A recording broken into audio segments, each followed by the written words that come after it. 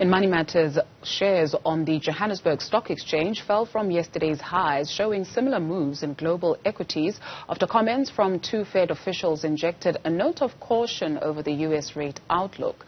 Meanwhile, the dollar steadied as investors continue to brace themselves for U.S. inflation data to influence the Federal Reserve's interest rate policy. And back home, the JSE is sticking to its guns to fine former Steinhoff CEO Markus Jooste 15 million rand and barring him from directorship of any listed company for the next 20 years. So what does all this mean? Well, Viv Govender is Rand Swiss portfolio manager. He joins us now to make sense of the latest market moves and how we're looking at midday trade. Good afternoon, Viv. Good afternoon to you and your viewers. How are we looking at midday trade? We're nicely positive. We're up about 1% at the moment. We are seeing the resource sector up about 1.6%. Financials are slightly negative at the moment, just down 0.2%. And industrial basically up about 1.2%. We are seeing basically a nice recovery coming through. Maybe yesterday's moves were just a little bit of a breather after quite a strong rally that we've been seeing from the start of the year. I think right now the market is still looking for reasons to go higher. Markus Jooste has been fined some 15 million rand. What do you make of this? A slap on the wrist or a justified fine?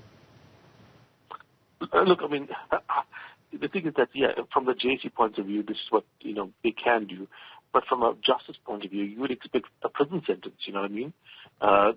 This is not something the JSE can do. The JSE can't put you in prison, but I mean, that means that the people that can actually do these things, that's possibly the authority and the government basically should be looking into, there should be a trial. This should be, sorted out by now. The fact that this has been going on for this many years, without an arrest, without any kind of, convictions of those that were responsible, etc., is amazing. I mean, there's obviously been cases of fraud here. It's pretty well known what occurred. We know pretty much who did it. But the fact that, like I said, there's no prison sentences at the moment is the real issue. The JSE does what it can. This is pretty much, the limit of what it can do. It can't put somebody in jail. I think jail is what's required for justice to be done here. What does that then speak to, right? Especially when you take a look at the outrage when it comes to public corruption versus private. Yeah, I mean, this isn't like private versus public. Like, there's so many individuals out there that were basically lost money because of the fact that, this occurred. The example I would use is Bernie Madoff in the U.S. or more recently the Sam Bankman-Fried guy from FTX. The Sam Bankman-Fried's company basically went under a few months ago. He's already been arrested. In South Africa, this has been multiple years. And the amounts of money are like similar. The fact that, the U.S. mostly, and I think Bernie Madoff effectively got multiple life sentences effectively. Now we're talking about like dozens of years, not hundreds of years and he died in prison. That's the kind of stuff that you would expect to happen when you have this kind of fraud. We've seen that happen in the US, in the UK, we've seen it happen in Europe as well. There's been a famous case, of course, of Carlos Ghosn in Japan who had to flee in a piano box to Lebanon to try and get away from a conviction there. It's just strange in Africa that nobody gets convicted for these kind of frauds, either in the private or the public sector. I'd accept either. Both is obviously preferable, but either one would be good. Fleeing in a piano box, quite interesting. Okay, let's get back to Steinhoff. They've ditched their plans to list US-based mattress firm. What can we read into that, if anything at all? Well, I mean, look, firstly, of course, this is not the right time to be listing anything. You want to list, when you list, basically what you're doing is just selling shares that the company owns to the marketplace. Right now, the stock market does not look great. If you wait maybe a year or so when the interest rates start to fall again, the markets are looking more positive, and PE ratios, price to earning ratios are looking a bit better. It could be much more lucrative in terms of selling shares there. I think it's constantly, quite frankly, a bit of timing. Global markets are not in the right position to accept an IPO at the moment, I would think. Sure. Manufacturing output has fallen for the first time in 4 months, marking the first monthly decline in the country's factory activity. While all of this is happening, we are now ramped up to stage 6 load shedding. Does it come as any surprise, and what's the outlook for the sector, do you perceive?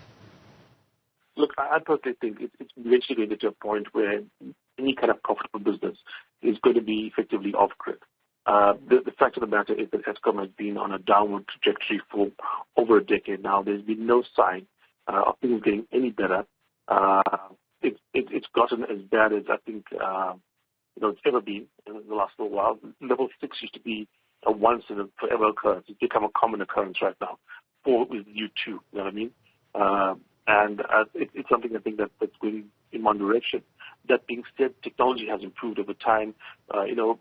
The ability of you to provide energy for a business or for a household is much greater now than it was in the past if you have money available. And I think any business that can basically justify, doing it is going to do it. Removing a whole bunch of customers from Eskom, but I think that's going to be the thing into the future. So even though we are being affected right now, I think 2 or 3 years from now, we're probably going to be seeing much of our manufacturing and much of our business sector effectively start supplying themselves with power.